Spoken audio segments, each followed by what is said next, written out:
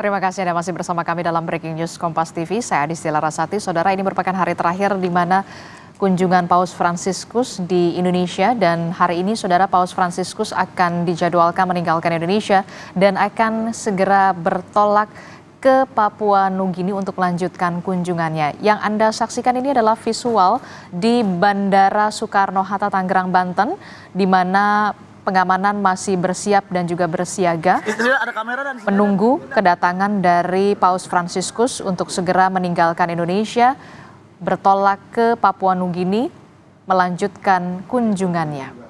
Seperti yang kita ketahui bersama, Saudara, Paus Fransiskus ini berada di Indonesia sejak tanggal 3 September yang lalu. Ada berbagai agenda yang dihadiri oleh Paus. Salah satunya adalah Paus Fransiskus sebelumnya bertemu dengan Presiden Joko Widodo sebagai pemimpin negara Vatikan.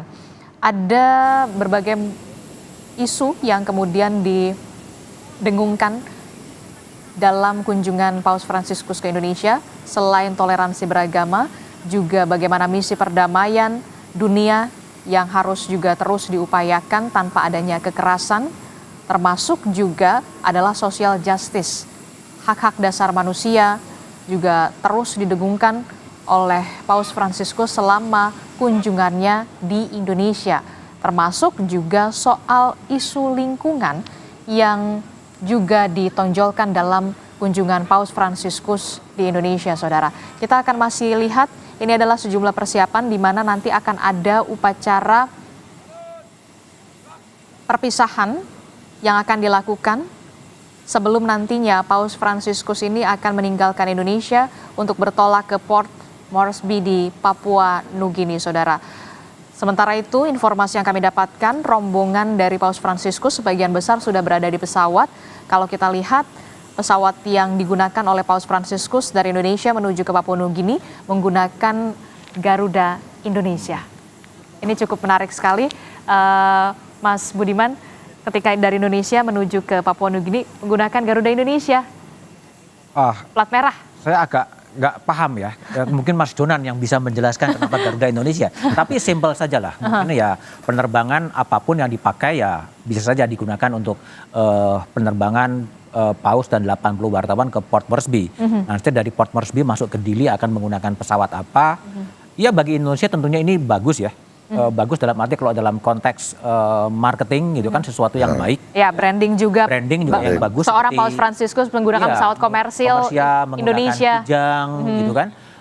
Nanti mungkin kijangnya akan naik itu kan sesuatu yang wajar. Tapi itu oke saja. Tapi poinnya bukan soal itunya, bukan soal. Tapi bagaimana kita berbela rasa gitu. Masih banyak orang-orang yang situasinya tidak cukup diuntungkan dengan situasi itu yang harus dirasakan. Jadi oke, dalam hal-hal yang demikian. Tapi ada esensi-esensi penting. Kalau saya adalah bagaimana ada perubahan political behavior dari elit-elit, bagaimana ada formulasi kebijakan yang lebih mengafirmasi kelompok-kelompok termarginalkan, itu penting berkaitan dengan pilkada. Siapa tahu kan, saya tertarik ketika dalam debat capres dulu, salah seorang calon wakil presiden berbicara soal pertobatan ekologis. Itu kan menarik. Ya.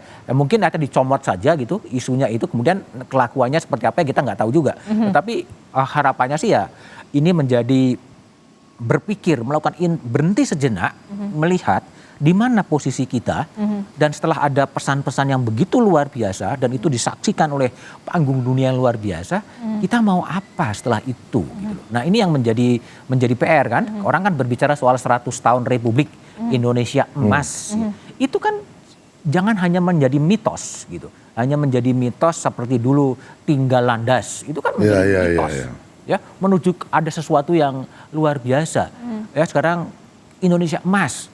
Tagline, jangan hanya sekedar tagline. Ini yang menjadi penting sih, harapan itu harus dibangun dengan berbagai mitos, tapi harus disadarkan gitu loh ya.